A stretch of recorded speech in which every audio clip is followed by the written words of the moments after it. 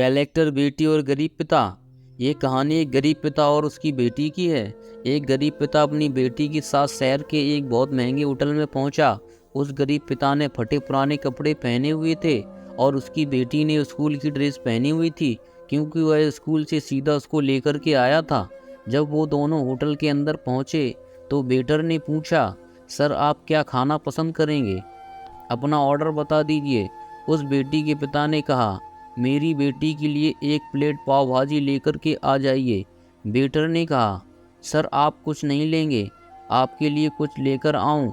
उस गरीब पिता ने कहा, मेरे लिए कुछ नहीं लेकर आना, आज मेरी बेटी के लिए पार्टी है। मैंने अपनी बेटी से वादा किया था कि अगर तुम पूरे ज़िले में 10th क्लास में टॉप करोगी तो मैं आपको पार्टी दूंगा। सबसे महंगे होटल में मैं आपको पाव भाजी खिलाऊंगा। तो आप बस बच्ची के लिए आए हैं।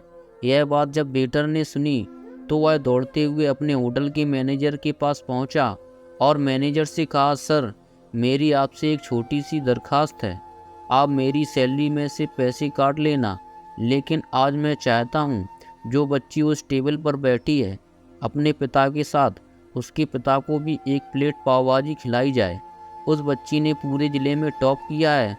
सर वो गरीब पिता है, ज़्यादा पैसे नहीं होंगे, इसलिए कह रहे हैं कि सिर्फ बच्ची के लिए ले आओ। तो सर मैं चाहता हूँ कि मेरी तरफ से उन्हें भी पाव भाजी खिलाई जाए।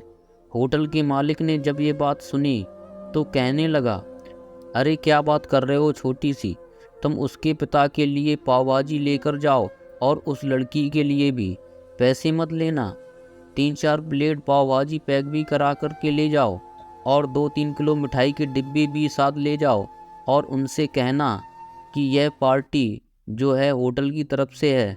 हमारी बेटी ने पूरे ज़िले में टॉप किया है ना। उनसे कहना कि पूरे मोहल्ले में मिठाई बांटिए और जश्न मनाइए, चिंता मत कीजिए। जब ये बात होटल के मालिक ने कही तो वेटर खुशी हो गया। उसने कहा, क्या बात है, कितने अच्छे मालिक के यहाँ मैं नौकरी कर रहा हूँ। जब वेटर 3-4 प्लेट पाव भाजी लेकर पहुँचा तो यह देखकर लड़की के पिता चौंक गए और बोले, मैंने तो सिर्फ एक प्लेट ही पाव भाजी मंगाई थी, इन सबको लेने के लिए मेरे पास तो पैसे नहीं हैं।